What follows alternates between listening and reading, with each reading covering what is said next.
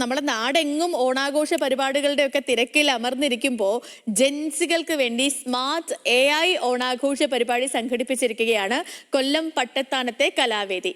തങ്ങളുടെ സ്മാർട്ട് ഫോണുകളിൽ അത്തപ്പൂക്കളമിട്ടും ഓണവട്ട ചിത്രങ്ങൾ ഒരുക്കിയുമൊക്കെയാണ് ഇവരുടെ ഓണാഘോഷം.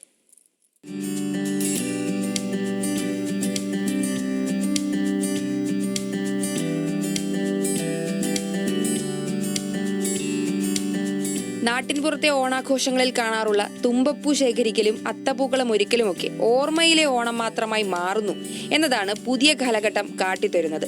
ജെൻസി കാലഘട്ടമായതിനാൽ തന്നെ ഇത്തവണ ജെൻസി ഓണ പരിപാടികൾ സംഘടിപ്പിക്കാൻ തീരുമാനിക്കുകയായിരുന്നു കൊല്ലം പട്ടത്താനത്തെ കലാവേദി ക്ലബ്ബ്. സ്മാർട്ട് ഫോണുകളില്ലാത്ത കുട്ടികൾ ഇന്ന് വിരളമായിരിക്കും. അതുകൊണ്ട് തന്നെ സ്മാർട്ട് ഫോൺ ഉപയോഗിച്ചുള്ള ഓണപരിപാടികളാകട്ടെ എന്ന് ക്ലബ് ഭാരവാഹികൾ തീരുമാനിക്കുകയായിരുന്നു.